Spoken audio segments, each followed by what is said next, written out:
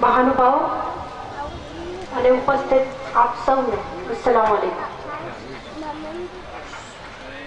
આજે આ ટ્રસ્ટે મને આ અવસર આપ્યો એ બદલ એમનો હું આભાર માનું છું અને ખાસ હું વિદ્યાર્થીઓને માટે અહીં આવી છું, કારણ કે હું પણ એક સમયે વિદ્યાર્થીઓની જેમ ત્યાં બેસતી હતી અને વિદ્યાર્થીઓ ત્યાંથી અહીં આવતા મને 20 વર્ષ લાગ્યા છે, માત્ર આટલું અંતર કાપતા।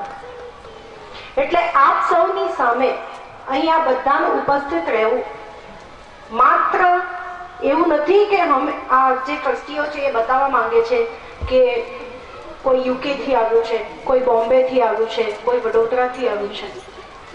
हम सबको यहाँ उपस्थित करने का मकसद ये है कि आपको एक लक्ष्य दिया जाए कि जिस तरह से यहाँ पर महानुभाव बैठे हुए हैं आप भी उनसे प्रेरणा लो और आप भी वहां नहीं यहाँ बैठो। इसलिए मैं जो कुछ भी कहने चाह रही हूँ, महज आप ये सोचिए कि ये आपके लिए एक लक्ष्य प्राप्ति का साधन है।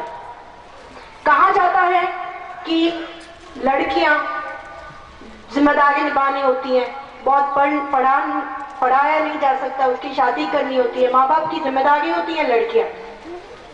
ये बात मेरे साथ भी कही गई थी कि भाई इसको कितना पढ़ाओगे, क्या इसकी शादी वादी नहीं कराओगे, क्या इसको ऑफिस में बैठाओगे।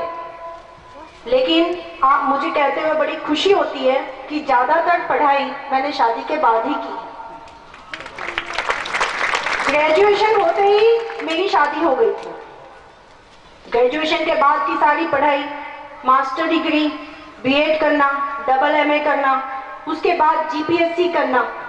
और जीपीएससी आप समझते हो गुजरात पब्लिक सर्विस कमीशन, जैसे यूपीएससी होता है यूनियन पब्लिक सर्विस कमीशन, जो भारत लेवल पे ली जाती है, आईएएस और आईपीएस के लिए होती है। वैसे ही जीपीएससी जो होती है वो स्टेट लेवल की होती है, जैसे गुजरात पब्लिक सर्विस कमीशन।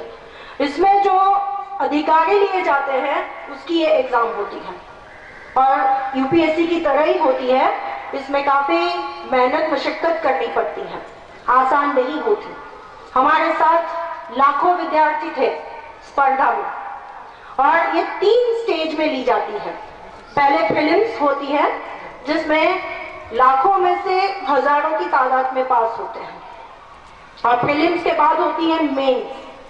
और मैं आपसे कहूं कि जब हमने प्रीलिम्स दी थी तो लाखों लोग थे, उसके बाद लाखों विद्यार्थी थे, उसके बाद मेंस में सिर्फ 6000 विद्यार्थियों को ही सिलेक्ट किया गया था और ये 6000 विद्यार्थियों की मेंस एग्जाम हुई थी।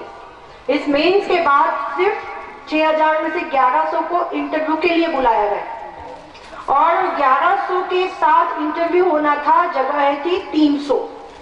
और उस वक्त जब इंटरव्यू था 3 मई को, तब मेरी बच्ची महज 1 ही महीने की थी और मेरे लिए तो एक बहुत बड़ी चुनौती थी कि इतनी बड़ी एग्जाम की तैयारी करना और साथ में इतना छोटा बच्चा। मेरी सासू माँ मुझे हमेशा बोलते रहते थे कि तुम पूरा दिन पढ़ती रहोगी तो तुम, मुझे लगता है कि बीमार हो जाओगी, तुम्हारी तबीयत खराब हो जाएगी। तो मैंने उस वक्त उनसे कहा था, मम्मी जी मुझे पढ़ने दीजिए, अगर मैं इसमें पास नहीं हुई तो मैं 100% बीमार हो जाऊंगी। और उस तरह से मैंने मेहनत की, अहमदाबाद में गई और मुझे बहुत खुशी है कि मेरी बच्ची 1 महीने की थी लेकिन फिर भी मैं इसमें पास हो गई क्योंकि मैंने इतनी मेहनत की।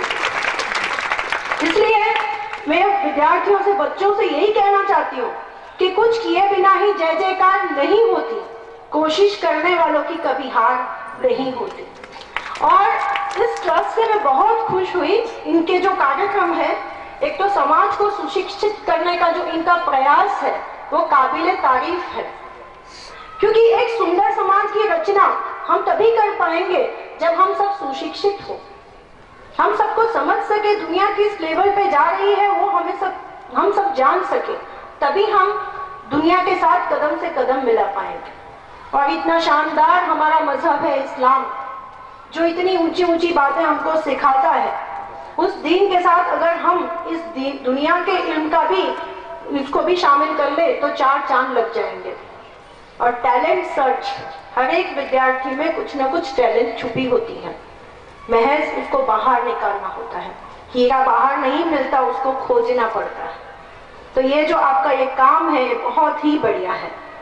इसके साथ साथ दीनी माहौल को भी आपने इतनी अच्छी तरह से बुन लिया है कि जिसके लिए मेरे पास लफ्ज नहीं है। दाताओं का कार्य तो इतना प्रशंसनीय है कि वो चाहे फॉरेन कंट्रीज में रहते हैं लेकिन हमारे बच्चों की इतनी देखभाल करते हैं। और इलोक्यूशन कंपटीशन का जो आयोजन किया जाता है तो अच्छे वक्ताओं को पैदा करने की ये एक बहुत ही अच्छी कोशिश है, क्योंकि हमारे पास बहुत कुछ हो, चाहे हम कितने भी इंटेलिजेंट हो, लेकिन अगर हम अपने आप को व्यक्त नहीं कर पाए, हमारे पास ऐसी स्पीच नहीं हो, तो फिर क्या बात है। सब सामने वाले को कब मालूम पड़ेगा कि इतने ये मतलब टैलेंटेड है या इनको कुछ मालूम है, जब हमारे पास अच्छी स्पीच हो। वो भी होना बहुत जरूरी है और इसीलिए इलोक्यूशन कंपटीशन बहुत सराहनीय है। मैं इससे बहुत खुश हूँ। और यूपीएससी और जीपीएससी इसके लिए जो इन्होंने आयोजन किया है, जितनी तारीफ की जाए कम है, क्योंकि बिहार, यूपी, उस स्टेट में से ज्यादा आईएएस आईपीएस आते हैं। मेरी कई बार उन लोगों से मुलाकात हुई, बात भी हुई। जब मैं नॉर्मल लाइब्रेरी में पढ़ने जाती थी तब मैंने देखा था कि महज चने और पानी पी के ये लोग पूरा दिन वहां पे पढ़ाई करते थे, क्योंकि उनका एक ही लक्ष्य होता था, या तो आईएएस आईपीएस बनो या तो फिर नेता बनो। तो आईएएस आईपीएस जो है वो देश को चलाते हैं और देश की रीढ़ की हड्डी है वो। इसलिए ये मैं चाहती हूँ कि इसमें आप जितना आयोजन कर सके बहुत ही अच्छा होगा, और कहीं जरूरत हो मुझे भी आप बुलाएंगे तो मैं जरूर इसमें आऊंगी।